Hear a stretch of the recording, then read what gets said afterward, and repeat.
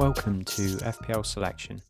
Today we'll take a look at how the team is shaping up for game week 35, but first a quick look at how we got on in game week 34. So 37 points and another frustrating week, dropped another 100,000 places. Just really disappointing as I thought I had a good squad really, and that's kind of why I went for the free hit in 33, was knowing that I'd have a good team that covered most of the important players that were going to be playing in game week 34. But obviously not having the likes of Bowen, Porro, just missing those couple of players that a lot of people did have, and it just made a huge difference. Only had returns from Raya, Gabriel, Van Dijk, and Fernandez. Obviously, they were all very highly owned players. Went for Solanke captain. Obviously, he went injured off in 40 minutes, so that was a complete disaster as well. But didn't lose that too badly to Fernandez captain as in the end. But yeah, it was just disappointing really, because I just didn't think I'd be that far off of it really. I thought I might not have a great score this week, but I certainly wasn't expecting to get absolutely hammered by missing out on a couple of players. Even fancied Sunderland to get a clean sheet potentially against Forest, and they got absolutely battered. So yeah, all in all, just summed up the second half of the season really. It's the whole strategy has gone wrong, and yeah, sometimes there's just a bit of luck involved, and try to be a little bit different. And yeah, it's just pretty much all my mini leagues now have probably lost first place, and yeah, just gonna try and claw something back in these last few game weeks if I can. But yeah, pretty disappointed overall. So looking ahead now to game week 35. I've got 2 free transfers. The intention is to get 2 Man City players in to get up to my full 3, ready for their double game week 36. I think O'Reilly's almost certain to come in for Van Dijk. That was a move I'd sort of planned many weeks ago. Probably the best defender to own in the game at the moment, just how attacking he is, and obviously having the extra fixture. And City, have got a bit of momentum at the moment as well. The second move, I'm fairly sure on 2, probably around 80% at the moment. Bringing Cherki for Mbumo as a second City attacker. He's been starting very regularly now. Obviously, City just seem to keep rolling out the same 11 at the moment. He's picking up consistent returns, and he looks more of a goal threat now as well. He's taking a lot more shots. I think he had like 8 shots in the Burnley game last time out. So yeah, that's definitely, he's looking a lot more threatening than he was earlier in the season, where he's probably only looking at assists. I haven't got an easy route to get Haaland in. And to be honest, at this point, I need to be different if I'm going to make up any ground. So it's probably a good thing that I can't get to him easily, and I've got to try and be a bit different. So yeah, I think having Cherki and Semenyo, yeah, it's going to be a nice little combination there, and potentially I can, yeah, be a bit different to a few people and make up some ground. Looking now at the team for this week, Raya is at home to Fulham, and I've got Gabriel for the double Arsenal defence. Arsenal playing well still. Obviously the disappointing result against City, but got the clean sheet against Newcastle, and had a decent showing against Atletico Madrid in the Champions League. So I don't think there's any sort of crazy mental drop off. Losing that game to City. So still expecting them to be the best defence before the end of the season, especially with the fixtures they've got. Home game, Fulham, potentially can get into Europe still. But yeah, I just obviously a very up and down team, Fulham. You never really know what you're going to get. Could be really comfortable for Arsenal. Could be really tricky.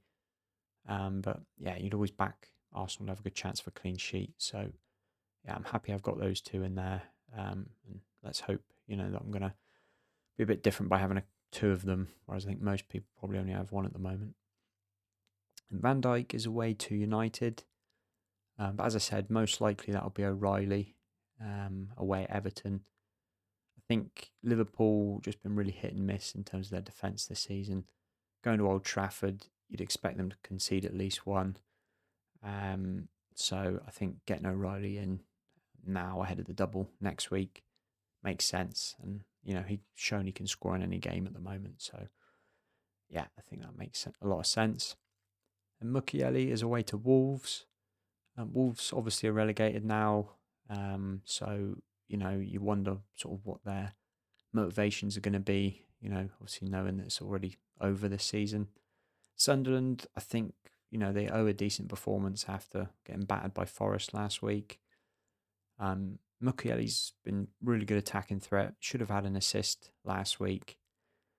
So yeah, I'm always happy to play him in a good fixture as well. So yeah, I'm back in Sunderland to turn that one around because yeah, I think they're going to be motivated to not have a terrible end to the season really and just drop off because they were so good for 2/3 this season.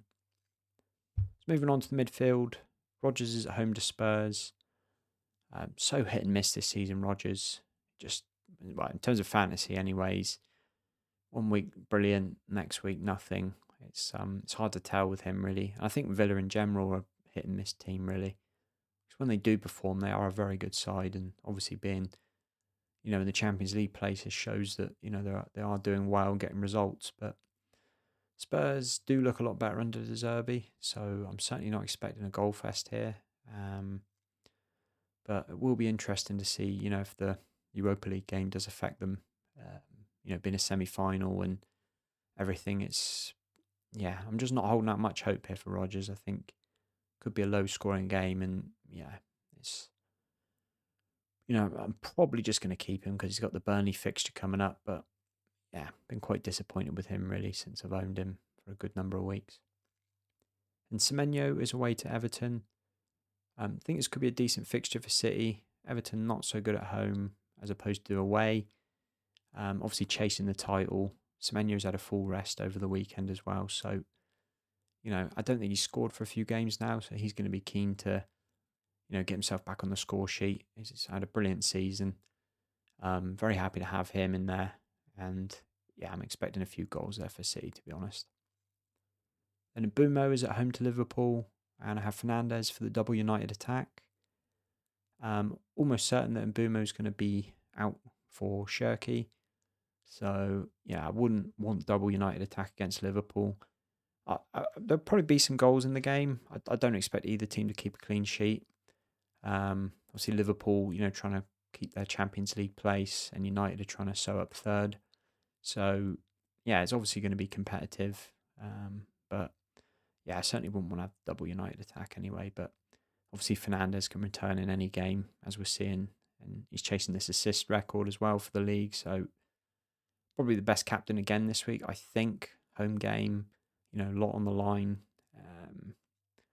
But I'm probably going to go different. As I said before, I need to make up a little bit of ground. So, yeah, I'll probably avoid captain Bruno again this week. And Palmer is at home to Forest. I think Forest, obviously got the Europa League semi-final on Thursday night. Chelsea are going to, have had the full week's rest. Palmer came back in the FA Cup and, hopefully be somewhere close to full fitness. It's so frustrating this season because he's shown little glimpses of getting back to where he was a couple of years ago. But just having him in the squad, I would have transferred him out if I had plenty of transfers, I think. But I think the manager gone. I imagine the caretaker is going to be quite sort of light on them, not giving too many instructions and let him play a little bit. And I think that's the best for Palmer, really, when he's just allowed to do what he wants, get on the ball and, try and get himself on the end of things as well. So I think this could be a really good fixture for Chelsea. And obviously for them, they need to win all the remaining games to have a good chance of finishing the top 5, top 6, whatever the Champions League place is going to be. So, yeah, I think potentially captain for me this week. I'd like to get some sort of confirmation that he's, back to full fitness or something. So, that we know he's going to probably start. But, yeah, just hoping to get something out of him because I've owned him for so long now. And I just don't think I've had the benefit really from having him in my team so long. Moving on to the forwards. Thiago is at home to West Ham. Good fixture this, I think, for Brentford. Home game. West Ham obviously need to keep trying to win to keep themselves out of the relegation zone. And I just think, they've had a good little run, but Brentford are always that kind of side that can catch you out, that, they've always got something clever lined up. Thiago should have probably had a hat-trick against United on Monday night.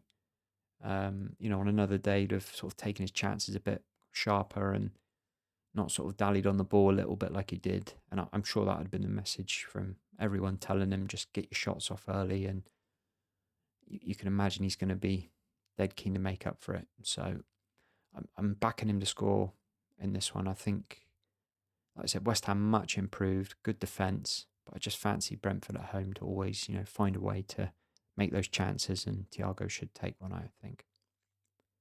And João Pedro is at home to Forest. Again, as I said earlier, I think potentially Forest tired, thinking about that semi-final. Chelsea a lot to prove, full week off of rest. Pedro looked good in the cup semi-final, so yeah, I really fancy Chelsea this week to score a few goals, and obviously Pedro's been their main goal scorer, so he could be a nice captaincy option as well. I just always fancy the midfielders over forwards just for the extra routes to points. So yeah, but if I get some indication that Palmer, might not start, or he's got a little injury still, Pedro's definitely another captaincy option for me as well. So in summary, I think Fernandes is still the best captain this week, but I need to try and make up some points. So I am looking at the Chelsea boys at home to Forest. I might even gamble on Gabriel as well as another idea I've had. But yeah, I just need to think that one through a little bit more before the deadline. But if I do hear something positive about Palmer's fitness, I'll be really tempted to go with him. He definitely owes me a decent captaincy return as well. So yeah, I think I'd fancy Chelsea to, get a few goals in that one. And if Palmer's on form, we know, he's always capable of scoring plenty of points. So that's it for this one. Thanks for watching, and we'll catch you on the next one.